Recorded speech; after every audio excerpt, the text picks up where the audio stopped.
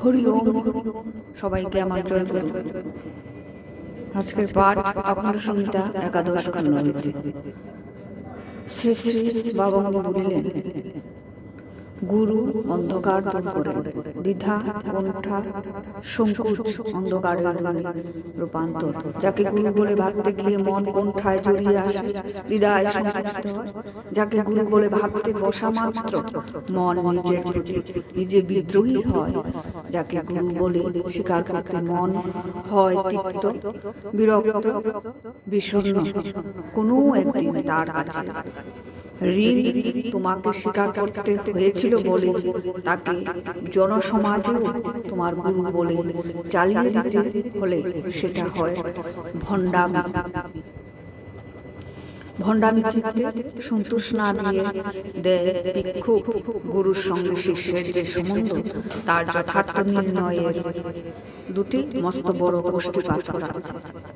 একটি হচ্ছে এই যে তার স্মরণে, তার মননে, তার দর্শনে, তার স্পর্শনে বৈকুণ্ঠ লাভ হয়। অর্থাৎ সকল কোণ্ঠা, ভয়, দ্বিধা, সংকোচ, দুর্বলতা, সন্দিগ্ধতা, সংশয় নিমেষে দূর হয়ে যায়। নিমিলিত হৃদয় পদ্ম আনন্দের উচ্ছ্বাসে, উল্লাসের প্রাচুর্যে শতদল বিকশিত করে দেয়। অন্য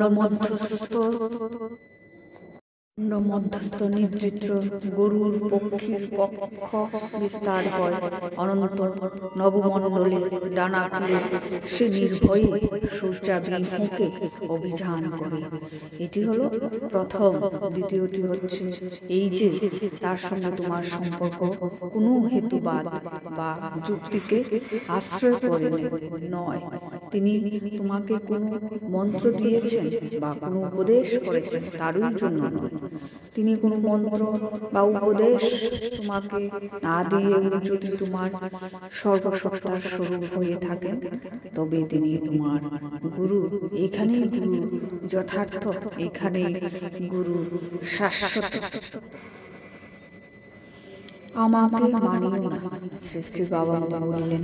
এই জন্যই আমি তোমাদের সর্বদা বলি, যেদিন বা যে মুহূর্তে দেখবে যে আমার কথা স্মরণে তোমাদের মনে কুণ্ঠাহীনতা জাগে, জাগে ভয়, সংকোচ, জাগে সন্দেহ, সেই দিন সেই মুহূর্তে তোমরা আমাকে একখানা ছেঁড়া ন্যাকড়ার মতো অনাদরে বর্জন করো।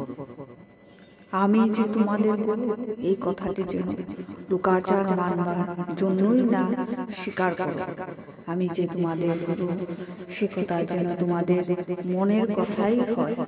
যখন আমি সত্যই তোমাদের গুরু, তখন আমি তোমার জীবনে দুর্জয়। তখন আমার ইচ্ছা তোমার জীবনে ঘটাবে অঘটন। তখন আমি অতি সাধারণ তোমাকে দিয়ে অতি অসাধারণ কাজ করাতে সমর্থ। আর তোমার